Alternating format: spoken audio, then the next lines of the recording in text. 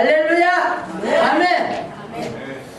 우리 모든 성도들이 지혜로운 자의 삶을 살아서 복을 받기를 주의 이름으로 축원합니다. 복음은 어둠에 살던 백성들을 빛 가운데로 끌어내주는 게 복음이에요. 그 죄의 삭은 사망인데 이 죄를 감당할 수, 죄에 대해서 용서를 받을 수 없는 것이 바로 이제 모든 사람의 죄의 몫인데요. 이것을 갖다가 예수 그리스도가 십자가에 못 박히심으로 말미암아 흘린 보혈의 공로를 믿을 때에 그 보혈로 말미암아 죄 사함을 받습니다. 그래서 이 죄 사함을 받고 나면 도말이 되어지는 거예요. 죄의 삭은 뭐라고요? 사망이요. 사망뿐 아니라 환난과 공고가 있다. 죄를 짓는 자들에게는 로마서 2장 9절에서 말씀을 합니다. 그렇다면은 삶에서 환난과 공고가 끊어지지 않는 것, 진노, 징계, 때로는 시험, 깨닫게 하시는 과정들인데, 성경을 우리가 깊이 이제 보면 그 안에 모든 것이 다 들어있어요. 그래서 고린도서 2장에 가면 이제 사도 바울은 뭐라고 말합니까? 하나님께서 그 안에 감추어진 보화가 있다고 말합니다. 마태복음 13장을 가서 보니까 보화를 발견을 하고 나니까 자기 소유를 다 팔아가지고 와서 보화를 샀다고 말씀을 합니다. 이 말은 내 소유를 다 잃을지라도 내 소유를 어떤 무엇 때문에, 어떤 일 때문에, 어떤 사건 때문에 다 잃어서 거지가 되고 정말 내가 내 모든 육체의 모든 것들을 잃을지라도 내 영혼이 진주를 발견하면 복인 줄 믿습니다. 아멘. 그래서 예수님께서는 마태복음 13장을 갖다 천국장이라고 말하고 있는데, 거기에서 어느 밭에 갔다가 그래서 코밑 끝에 밭에 일을 하러 갔는데 보화가 발견이 됐어요. 그러니까 자기 소유를 다 팔아가지고 와서 그 밭을 샀다, 이렇게 말씀하셔요. 우리가 다소 내 소유를 좀 잊고 손해를 좀 보고 억울한 일이 있고 아픔이 있고 괴로움이 있을지라도 이제 성장해가는 사람은 이것을 통해서 보화를 발견합니다. 이것을 통해서 천국을 발견합니다. 이것을 통해서 더 귀한 것들을 발견해서 우리가 더 이제 누리는 삶으로 들어가게 되는 것을 볼 수가 있습니다. 그래서 마치 어둠에 갇혀있던, 깜깜한 터널 안에 갇혀있던 모든 인류에게 예수 그리스도가 생명의 빛 되시는 예수님이 오셔가지고 저 밖에서 지금 이 어둠에 헤매고 있는, 어둠에 갇혀있는 모든 하나님의 사람들, 인류들에게 거기서 빛을 발하면서 나오라고 얘기하십니다. 믿어라, 그리고 나와라, 그리고 나를 붙잡으라, 나를 믿으라고 말씀하시는 거예요.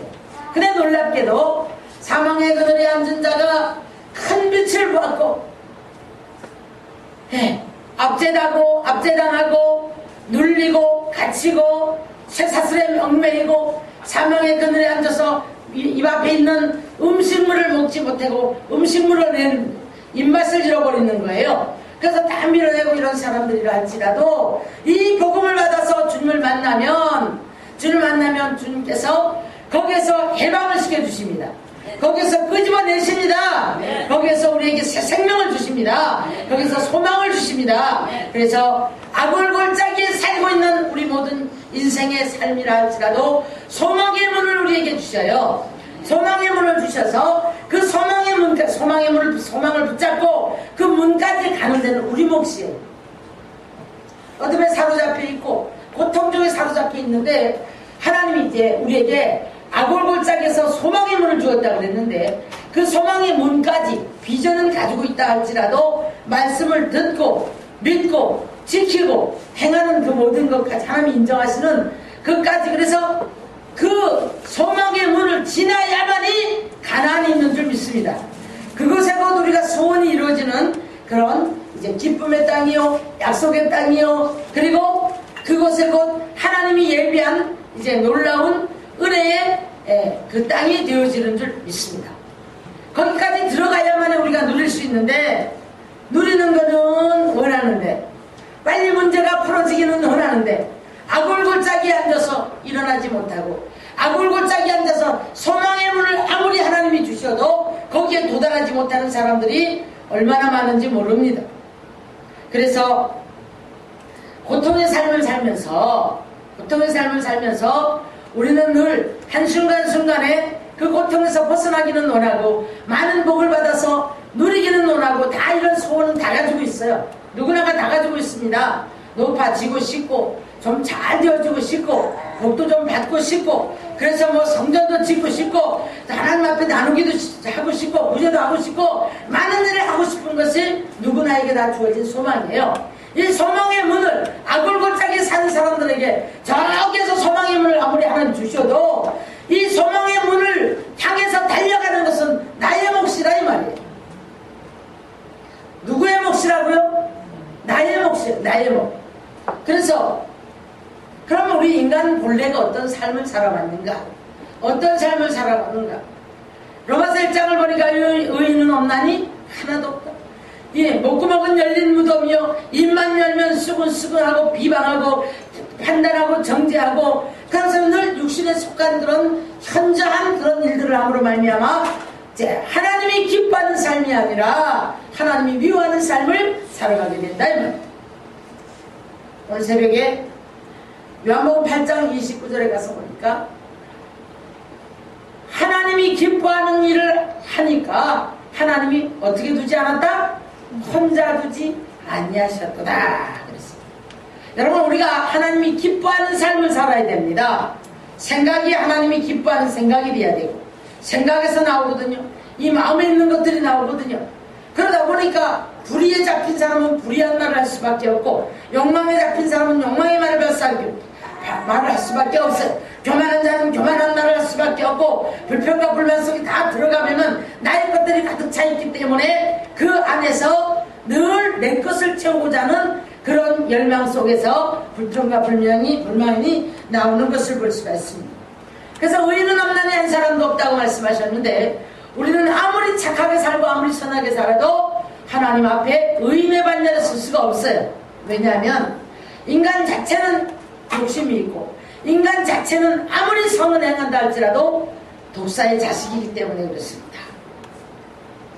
자, 이게 무슨 말이에요? 아담의 후손인 저와 여러분은 아무리 착하게 살려고 노력을 해도 어느 순간인가 어떠한 일에 부딪히면 우리는 죄를 짓게 돼 있어요.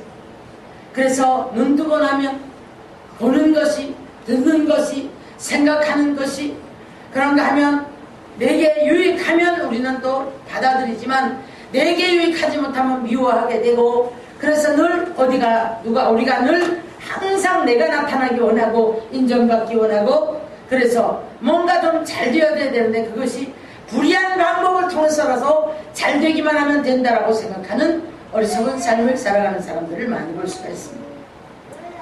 자, 시편 49편에 가서 보면요. 사람이 다 누구나가 다 존귀에 처해 있다. 존귀에 처해 있지만 깨닫지 못하는 자는 멸망하는 짐승과 같다 라고 말씀합니다. 뭐하는 자는 깨닫지 못하는 자는 멸망하는 짐승과 같도다 라고 말씀합니다. 하나님이 저와 여러분 다 존귀한 자로 살아가기 원하세요. 저와 여러분이 다 축복의 삶을 살기 원하세요. 네. 아까 민수기 24장 6절을 보니까 하나님은 우리에게 은혜 베푸시기를 원하시고 하나님께서는 우리에게 평강 주시기를 원하시고 하나님 우리에게 복을 주시기 원하시고 빛을 비추시기를 원하시는 것이 하나님의 뜻이세요. 내가 길이여 진리여 생명이 나를 말미암 저는 아버지께로 올 자가 없다고 말씀하셨습니다. 하나님 앞에 나가야만이 그 길이 열려집니다. 그 하나님 앞에 나가야 빛이 있습니다. 하나님 앞에 나와서 우리가 버려야 돼요. 소망의 문까지 가는 데 있어서야 아골골짜기의 삶을 버려야만이 우리는 그 소망의 문을 통과할 수 있는 줄 믿습니다. 아골골짜기의 삶은 어떤 곳입니까? 그 땅 자체가 죽음의 땅이요, 그 땅 자체가 고통의 땅이요, 멸시받은 땅이요, 버림받은 땅이란 말이에요. 여러분 아골골짜기를 어디가 아골골짜기라고 그랬죠? 예? 자, 아골골짜기를 어디를 갖다가 아골골짜기를 했어요? 여호수아 시대에 이스라엘 백성들이 지금 쫙쫙쫙 지금 나갑니다. 지금 나가서 뭘 해야 되는 거예요? 가나안을 정복을 하고 들어가야 되는 거예요.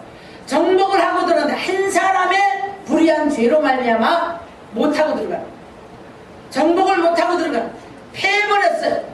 여러분, 나 한 사람이 얼마나 중요한지 몰라요. 나 한 사람 때문에 전쟁이 실패해버리면 그것 때문에 아골골짜기를 만들어내는 거예요. 누가 있었습니까?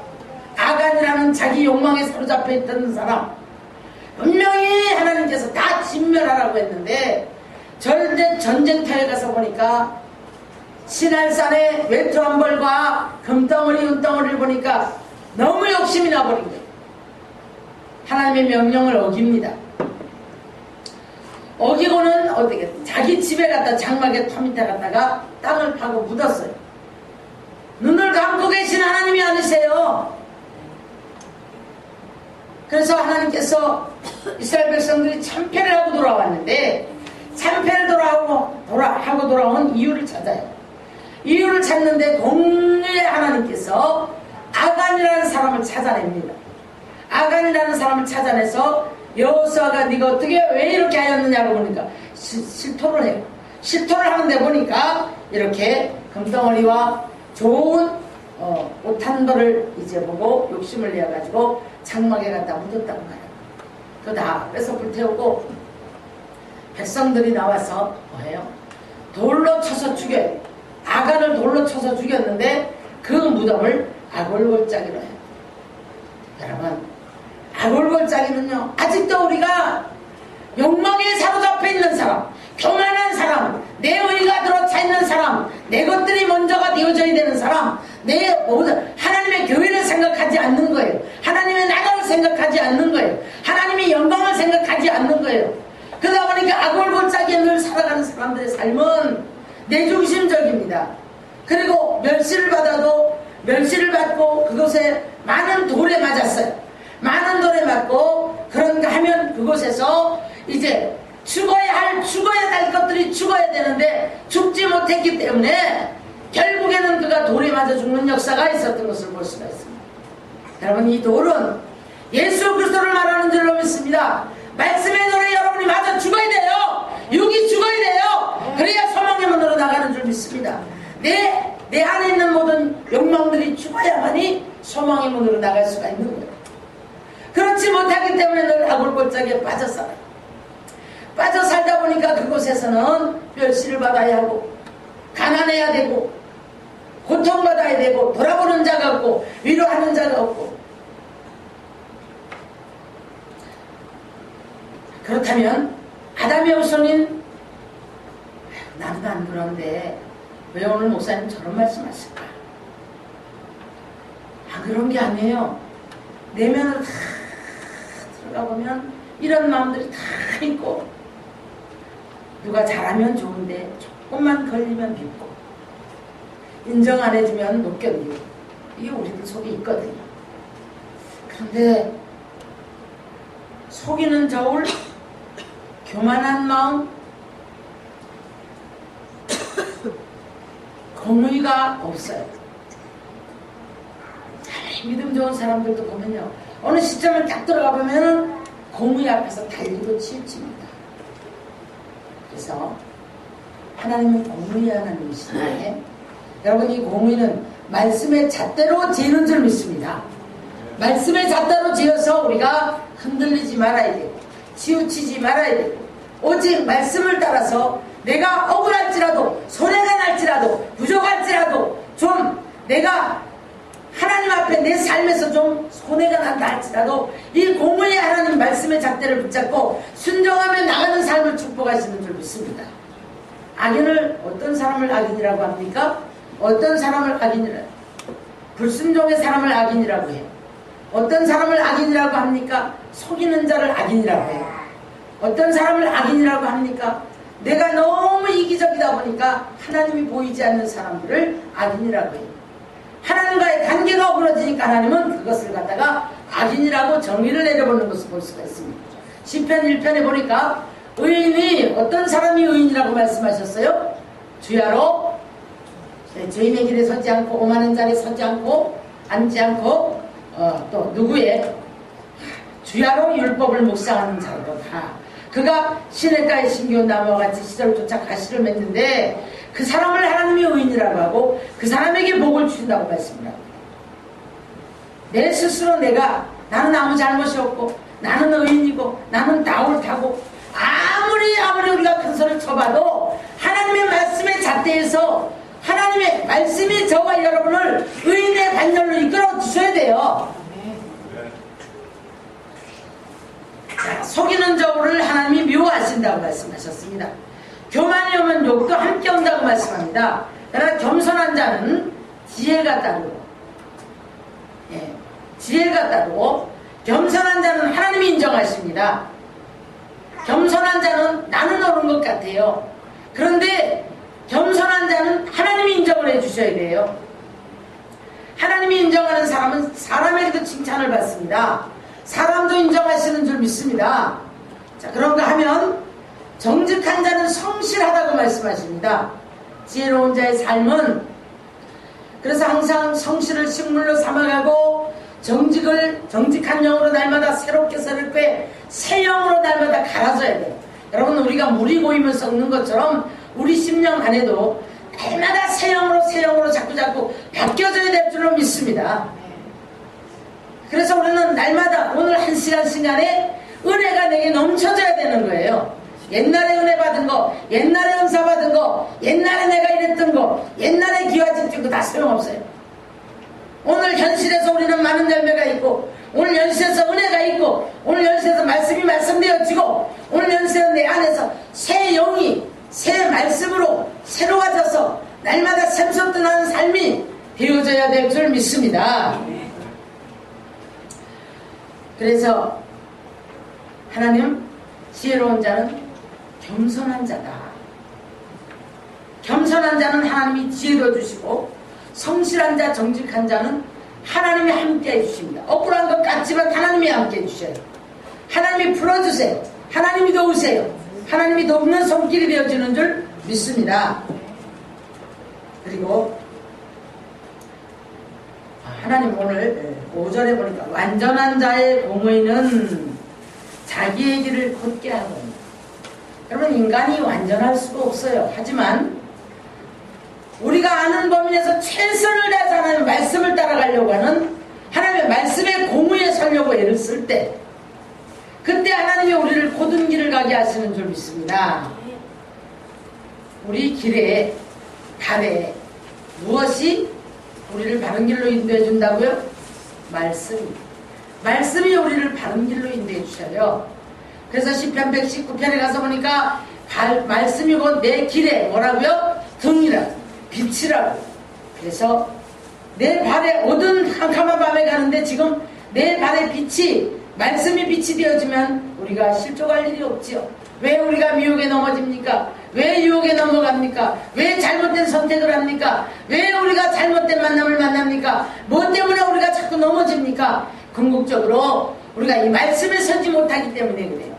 말씀이 나의 삶의 빛이 되어지고 길이 되어진다면 우리는 실족하지 않는 줄 믿습니다. 그래서 예수님이 그러고 말씀하시는 거예요. 내가 길이요 진리요 생명이니 나로 말미암지 않고는 아버지께로 올 자가 없느니라. 아버지 앞에 가야만이 그 앞에 평안이 있고 안식이 있고 축복이 있고 풍요가 있고 그 안에 누림이 있는 줄 믿습니다. 거기까지 도달하지 못하기 때문에 그것이 곧 길이요 진리요 생명인데, 예수님이 길이에요. 예수님이 진리예요. 말씀이 진리예요. 그 안에 따라가야만이 이제 아버지 앞에 갈 수가 있는데, 그 아버지 앞에 가야만이 그것은 돕는 자가 되어주시고 은혜를 베풀어 주시고 긍휼을 베풀어 주시고 사랑해 주시고 함께 해주시고 불쌍히 여기시고 건지시고. 아멘 하지 마세요. 그러면 안 받으면 되지. 아멘 하지 마시고 안 받으면 돼요. 그죠? 네. 하나님은 오늘도 저와 여러분을 긍휼히 여기시 원하십니다. 네. 우리를 아세요. 축복하기 원하세요. 네. 건지시기 원하세요. 네. 돕기를 원하세요. 네. 이 말씀을 따라가며 순종할 때, 믿어질 때 내 삶의 역사가 일어나는 거예요. 네. 말씀을 등 뒤로 던지고 내 마음대로 내 방법대로 살아가려고 하니까, 감정대로 살아가려고 하니까 누가, 자, 사탄은요 우리를 너무 잘 알아요. 혈기가 많은 사람은 혈기가 완전히 십자가에 못 박기까지는 항상 마귀가 와서 격동시킬 일이 생깁니다. 그러니까 격동일 시킨 일이 생기니까 살짝 건드려 보니까 확 분노해버리고 확 뒤지고 엎어버리니까 마귀는 네 약점이 이거구나. 정욕에 약한 사람, 때로는 그냥 어떤 내가 좀 누구한테 인정받기 원하는 사람, 어떤 사람은 또 보면 이 세상에 나가서 친구라든가 이런 인정에 약한 사람이 있어요. 인정에 약해가지고 이 말에 끌리고 저 말에 끌리고 모질게 못하는 거예요. 여러분, 우리가 하나님 앞에 이 신앙을 지키고 가려면 냉정할 때는 냉정해야 돼요. 아무리 친한 자라 할지라도 내 신앙을 헐고 나에게 축복을 뺏어가고 나에게 원수가 되어진다면 멀어져야 되는 거예요. 그래서 사도 바울은 악을 행하니까 그들에게서 뭐라고요? 떠나라. 떠나야만이 네가 산다라고 말씀을 하셔요. 사랑하는 성도 여러분, 지혜로운 자는 그물에 걸렸다가도 빠져나오는 줄 믿습니다. 그런데 미련한 자는 자기가 그물로 찾아 들어간다고 그랬어요.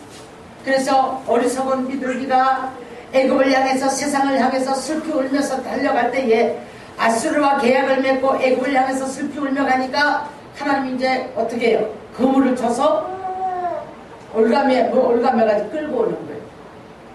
우리가 때로는 어떤 때는 고난인 것 같고 하나님 정말 내가 견딜 수 없는 고난을 내게 왜 주십니까? 라고 반문할 때가 있을지라도 하나님이 그래도 우리를 애굽을 향해서 달려가고 아수르와 계약을 맺고 어리석은 비둘기의 삶을 살아갈 때에 그물을 쳐서라도 하나님이 끌어오는 백성은 축복의 사람인 줄 믿습니다.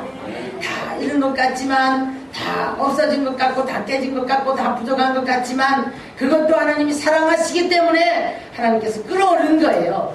그러면 하나님 앞에 와서 우리가 온전해지면 회복의 역사는 있는 줄 믿습니다. 치료의 역사는 있는 줄 믿습니다. 그래서 우리는 소망의 문을 향해서 달려가는 삶이 되시기를 주의 이름으로 축원합니다. 그래서 정직한 자의 공의는 하나님 자기를 건지려니와 6절에 그렇게 말씀하셨어요. 정직한 자의 공의는 자기를 지키려니와 사악한 자는 자기의 악에 잡히리라. 여러분, 대다수의 사람들이 보면 문제를 자기가 쳐놓은 그물에 자기가 걸려, 자기가 파놓은 함정에 자기가 빠져, 자기가 만들어놓은 말에 자기가 걸리고 넘어지는 것을 볼 수가 있습니다. 그래서 저는요 늘 말씀드려요. 불필요한 말들을 하지 말라는 거예요. 은혜 이야기는 나눌 수 있어요. 그러나 자꾸 우리가 말을 많이 하다 보면 불평도 나오고 불명도 나오고 그 안에 보면 결국엔 그 말에 자기가 걸리고 자기가 넘어지고 자기가 그 말을 보면 결국엔 빠지더라고요. 이 올무가 되어지는 그런 경우들을 많이 볼 수가 있습니다. 그래서 정직한 자의 공의, 이 말은 무슨 말입니까? 여러분, 정직한 자, 하나님의 말씀에 바로 서 있게 되면은요, 남편이라 할지라도 자식이라 할지라도 잘못된 길을 가거나 아무리 친한 자라 할지라도 잘못된 길을 가는 것은 우리가 동조하지 않습니다. 저 전두환 씨 가족은요, 부모의 일가친척 모두가 다 똑같기 때문에 다 한 구덩이에 빠져 다 헤매는 거예요 지금. 네? 그 한 사람이라도 좀 똑바른 사람, 정신세계가 똑바른 사람 이러지 마십시오 라고 했으면 저렇게 다 한 구덩이에 빠져서 허우적거리지 않을 거예요. 많이 알면서 이리 감추고 저리 감추고 땅에 묻고 미술에 묻고 그냥 골동품에 묻고 창고에 묻고 마음에 묻고 생각에 묻고 별의별 짓 다 하니까 결국은 다 저렇게 망신을 당하는, 저 역사에 뭐라고 할 겁니까? 창피해서. 호랑이는 죽으면 가족을 남기고 사람은 죽으면 이름을 남긴다는데, 아이고 저 사람, 아이고 저 사람. 여러분, 이런 평가들을 우습게 생각하시면 안 돼요. 하나님의 사람으로서 참 저 사람은 이런 사람이다. 하나님이 인정하는 사람은 사람에게도 칭찬을 받는 줄로 믿습니다. 날마다 똑같은 말을 듣는다면 뭔가 이유가 있잖아요. 이유가 있는 거잖아요. 회개해야 될 줄 믿습니다. 쓴뿌리 뽑아내야 돼요. 쓴뿌리 뽑아내야 되는 거예요. 정직한 자의 공의는 자기를 건진다고 말씀합니다. 여러분, 친하다고 아닌 걸 손잡아주고 아닌데도 불구하고 동조해주고 아닌데도 불구하고 그 말을 믿어주고, 그래서 우리가 같이 한 구덩이에 빠지고 그런 경우들을 많이 보는데, 정직한 자의 공의는 자기를 건진다고 말합니다. 올무에 걸렸다가도 빠져나오게 돼 있어요. 하나님이 건지십니다. 아닌 건 아닌데 많은 사람들이 친하기 때문에 그 말이 맞다고 믿는 거예요. 친하기 때문에 동조합니다. 친하기 때문에 그 사람의 전폭으로 지지를 합니다. 여러분, 죄는요, 죄는 전염병과 같아요. 다윗이 얼마나 대단한 사람인가 볼게요. 요압이라는 사람이 군대 장관입니다. 자기의 환난 날에 군대를 이끌어서 승리로 이끌어준 사람이 바로 요압이에요. 근데 요압이 자기 개인의 복수를 하느라고 이제 아브넬을 죽입니다. 아브넬을 죽이고 났을 때에 다윗이 뭐라고 합니까? 네 피는, 그 흘린 피는 나와 내 나라에는 관계가 없다. 그 피는 네게로 돌아갈지어다. 냉정하게 잘라버리는 거예요. 만약에 그 요압을 두둔해서 그 피값을 같이 치르고 갔다면 같이 고통 속에 들어갔어야 됐었고, 요압이 그 피값을 치를 때에 같이 그 고통의 분담을 같이 했어야 될 거예요. 여러분, 우리가 나 하나 때문에 교회가 어려울 수 있고, 나 하나 때문에 가정이 어려울 수 있고, 나 하나 때문에 나라가 어려울 수 있다는 사실을 잊지 마시기를 주의 이름으로 축원합니다. 여기에 대한 대가를 우리가 치러야 되는 거예요. 대가를. 축복은요, 지혜로운 자의 삶에 하나님 축복 부어주십니다. 공의로운 자를 축복하십니다. 겸손한 자를 축복하십니다. 하나님의 뜻을 하는 자를 축복하십니다. 하나님의 영광을 위해 사는 자를 축복하십니다. 그래서 그 길을 따라 순종하며 살아가는 자에게 하나님께서 축복하시는데, 자, 환난을 이미 당했다 할지라도 8절 보겠습니다. 의인은 환난에서 구원을 얻으나 악인은 자기의 길로 가느니라. 악인은 입으로 그 이웃을 망하게 하지만 의인은 그 지식으로 말미암아 자신도 구원을 받고 다른 사람도 구원하게 하는 것을 볼 수가 있습니다. 아가서 7장 가서 보니까 성숙할 만큼 성숙해버린 이제 술람미 여자는 포도원에서 오직 주님과 함께 포도원 걱정밖에 안 해요. 꽃이 돋았는지 움이 피었는지 자기 개인의 생각이 아니에요. 개인주의가 교회를 무너뜨리고, 개인주의가 성도를 넘어뜨리고, 개인주의가 우리가 이제 사명을 무너뜨리고, 개인주의가 복을 잃어버리는 역사가 있다는 사실을 우리가 명심해야 될 줄 믿습니다. 하나님, 오늘도 우리와 함께 계세요. 하나님, 오늘도 우리에게 축복하기 원하세요. 지혜로운 자의 삶이 되어지길 원하십니다. 축복하길 원하시는 줄로 믿습니다. 그래서 의인은 넘어지나 아주 엎드러지지 않으면 주께서 붙드십니다. 의인은 환난에서 구원을 얻으나 악인은 자기의 길로 가느니라 라고 말씀합니다.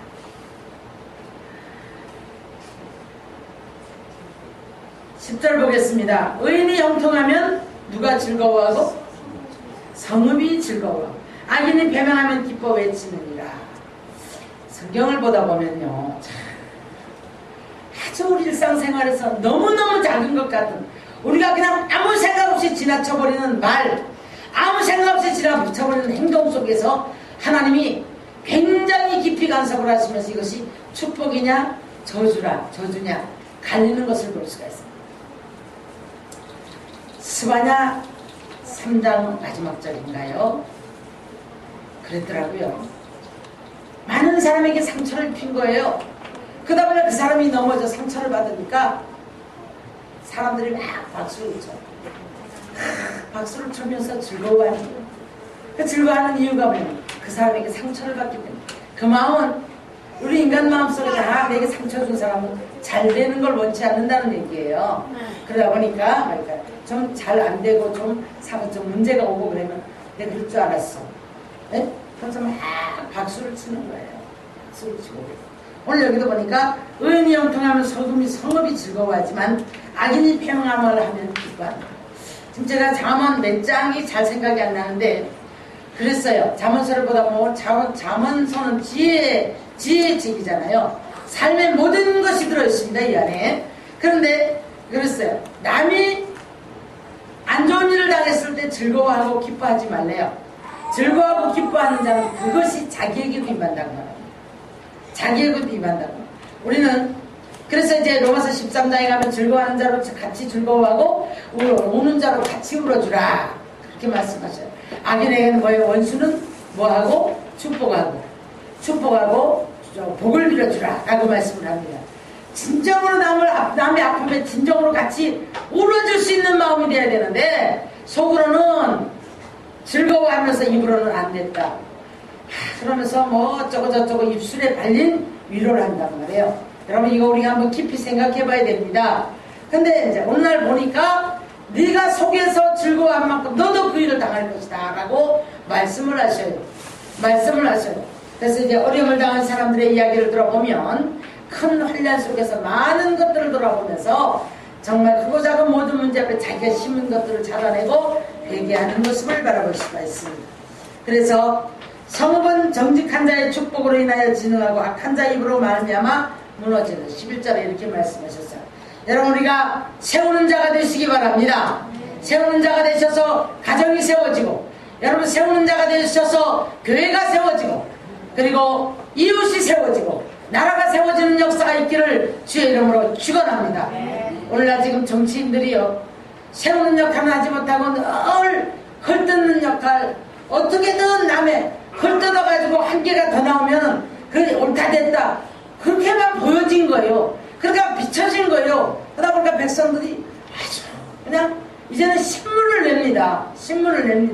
아주 뭐 목소리 커지고 불평불만하고 장외투장하고 그래서 거기에서 남의 약점 드러내고 막 그러면은 그것이 아주 똑똑한 사람인 줄 알고 어떻게 정치가 그렇게 흘러내려왔어요. 그러니까 앞에 가는 지도자들이 창조적인 역할을 해야 하고 창조적인 생각을 해야 하고 가정도 마찬가지입니다. 교회도 마찬가지입니다. 회사도 마찬가지입니다. 그래서 우리가 자꾸 창조적인 삶을 살아가는 사람들이 발전이 있고 오늘보다 내일이 낫고 내일 뒤에는 또 다른 비전의 노래를 부를 수 있는 삶이 되어지는 줄 믿습니다. 그런데 늘 남의 것 지정하고 남의 것 불평하고 남의 것 물고 뜯고 남의 것 보여지고 이런 사람은요 여러분 그 사람은 창조적인 삶을 살 수가 없어요. 창조적인 삶을 사는 사람은 아무리 어려운 속에서도 먼저 우리는 비전의 노래를 부를 수 있는 줄 믿습니다. 그래서 그 안에서 우리가 이제 소망의 문을 바라보는 눈이 열려져 있는 거예요. 지금 현실을 바라보는 게 아니에요. 다윗이 오늘 한날에 목숨을 걸고 살아가는 거예요. 지금 수많은 사람을 풀어서 사울 왕은 다윗을 잡아 죽이겠다고 군사를 풀어서 잡으러 다닙니다. 근데 다윗은 이리저리 도망을 다녀봐도 숨을 데가 없어요. 숨을 데가 없습니다. 그래서 광야로 쫓겨다니면서 이제 굴 속에도 숨어있고 바위 틈에 잠을 자기도 하고 내일 한날에 양식이 없고 하루하루를 살아가는데 얼마나 고통스러운지 몰라요. 그러면 이 삶이 얼마나 고통스러웠겠습니까? 이거보다 더한 아골골짜기가 없을 거예요. 자칫 잘못하면 돌에 맞아 죽을 것이고 창에 맞아 죽을 것이고 창칼을 들었다고 하는 것을 볼 수가 있지요. 창 뺏어가지고 온 거 보면. 그런데 다윗은 그곳에서도 항상 창조적인 생각을 해요. 항상 비전적인 노래를 불러요. 항상 하나님을 붙잡고 힘을 받아요. 제가 어제 그저께 괜히 내 안에서 의기소침해지고 괜히 내 안에서 힘이 든 거예요. 사람 하나 세우는 것도 너무 힘이 들고 교회 하나 세워져가는 것도 너무 힘이 들고 그 다음에 화도 나고 뭐라 할 수 없는 화가 너무 나고 에너지도 너무 빠지고 이래야 되나 싶은 생각도 들고 큰 교회들을 바라보니까 괜히 너무너무 나한테는 막 그냥 이 뭐라고 에너지가 빠져버린 거예요. 그러면서 기운도 없고 아주 죽겠더라고요. 쫙 빠져버린 조금 더들 목회자도 생각하고 주변을 두루두루 좀 생각하면 좋을 텐데 야속한 마음도 들고 왜 멀리 못 볼까? 왜 좀 더 높이 못 볼까? 왜 좀 더 깊이 생각을 못 할까? 그런 생각도 하고 그래서 힘이 들었어요. 주일을 지나고 굉장히 힘이 들었어. 아주 기운이 쫙 빠져버린 느낌. 그러니까 여기 소침해지는 거야. 그런데 제가 이제 산기도를 들어가면서 산에 올라가면서 제가 비전의 노래를 부르는, 비전의, 이제 우리 유튜브 들어가면 비전의 노래를 부르라는 이제 제목의 말씀이 있습니다. 유튜브 들어가 제 이름을 치면 다 나와요. 제가 이제 모니터를 하는 입장에서 운동을 하면서 듣다가 제가 은혜를 받았어요. 나는 지금 내가 좀 기운이 빠졌는데, 내가 좀 의기소침해져 있는데, 거기서 다윗을 바라보면서, 거기서 말씀을 들으면서 제가 확 그래. 나는 할 수 있고, 나는 다시 일어나고, 나는 다시 하나님이 내게 약속하신 것을 이루실 줄 믿습니다. 그러면서 제가 확 힘을 받아가지고, 그냥 아침 먹고 그냥 산으로 올라갔어. 얼마나 부르짖었는지, 목이 다 터질 정도로 부르짖고, 그러고 났더니 기쁨이 오고, 내가 얼마만큼 부르짖고 나니까 하나님께서 많은 약속을 하시고 위로하시고 하나님이 새 힘을 주시고 또 비전을 주시고 비전의 노래를 부르게 하신 것을 볼 수가 있습니다. 똑같은 환경 속에서 우리가 빠져들어갈 것인가, 비전의 노래를 붙잡고 다시 일어날 것인가, 창조적인 삶을 살아갈 것인가, 늘 우리는 불평과 불만과 안되고 부족하고 이런 부분들을 갖다 붙잡고 나누다 평물만한 삶을 살아가면서 내 삶을 자꾸 우리가 낭떠러지로 밀어갈 것인가. 사랑하는 성도 여러분, 지혜로운 자의 삶은 하나님께 맡깁니다. 하나님 중심으로 가는 줄 믿습니다. 하나님께 맡기고 하나님이 이루어 가시기를 위해서 우리는 기도하는 줄 믿습니다. 그래서 성령으로 들어가 성령으로 말미암아 우리는 날마다 새로운 세례를 받아야 돼요. 성령으로 말미암아 날마다 새로운 세례를 받기를 주의 이름으로 축원합니다. 그래서 너희가 은혜를 헛되이 받지 말라 라고 말씀했어요. 이때가 은혜 받을 때요, 이때가 구원의 날. 보라, 내가 이제 구원의 날을 보냈고 이때가 너를 구원하기 위해서 내가 이때를 예비했다라고 말씀하셨어요. 이 말이 무슨 말입니까? 너희가 구원을 헛되이 받지 말라. 우리가 이 구원을 받기 위해서 얼마나 많은 희생이 있었고, 예수님의 희생, 나가서는 우리가 믿음의 성장에 가기 위해서 얼마나 많은 시간들을 우리가 나를 찾아 복종시켜야 하고, 얼마나 많은 시간들을 기도해야 되고 헌신해야 되고, 말씀과 싸우고 세상과 싸우고 나와 충돌하면서 이제 얼마나 우리가 신앙을 성숙해 가려고 애를 썼는데, 어느 순간에 보니까 교만해지고, 어느 순간에 보니까 내 스스로 됐다고 생각하고, 어느 순간에 보니까 안에 빠지고 게으름에 빠져가지고 지난날의 그 모든 하나님의 역사를 잊어버린 거예요. 영이 어두워지고 귀가 어두워지고 내가 보여지지 않냐고. 그러니까 너희가 구원이 은혜를 헛되이 받지 말라라고 말씀합니다. 지난날을 잊어버리지 말라는 거예요. 가난의 때를 잊어버리지 말고, 가난했던 자 고난에서 건져주면 조금만 돈 벌면 주님 멀어져요. 조금만 돈 벌면 내 목소리 나와. 그러니까 그 구원의 때를, 그때 은혜의 때를 잊지 말라는 거예요. 이를테면 네가 고난의 때를 잊지 말라, 아픔의 때를 잊지 말라, 슬픔의 때를 잊지 말라, 네가 어떻게 해서 네가 번짐을 받았는지 그걸 잊지 말라. 이사야 51장에 너희가 이제 너희를 떠낸 반석을 생각해보고 너희를 어떻게 파낸 구덩이를 생각해봐라. 그러면서 너희의 조상 누구? 아브라함과 사라를 한번 생각해봐라. 홀라단 신으로 있을 때 그를 불렀고 그들을 불러서 내가 창대한 복을 주었느니라 라고 말씀하셨어요. 우리도 똑같아. 그에 가는 과정입니다. 홀로 있을 때 주님 부르셔요. 외로울 때 주님 부르셔요. 아플 때 주님 부르셔요. 아무도 돌아보지 않을 때 주님 부르세요. 이때 주님 바라보는 자를 부르시는 줄로 믿습니다. 이게 지혜자의 삶이에요. 그런데 사람을 통해 풀어보려고, 환경 통해 풀어보려고, 내 방법을 또 풀어보려고, 수단과 방법을 풀어보려고, 안 되면 이것 때문에 화내고 분노하고 1000년 2번 바뀌어도 안 바뀝니다. 여러분. 안 풀어집니다. 내가 바뀌어야 돼요. 내가 인격이 바뀌어야 돼요. 예수님의 인격으로 예수님의 형상이 회복되어야 될 줄 믿습니다. 그렇게 되어질 때에 우리는 곧 하나님이 그 사람을 통해서 하나님의 영광을 받기까지 그런 사람으로 인격이 변화되고 환경이 변화되고 그릇이 바뀌어졌을 때에 하나님이 축복하시는 거예요.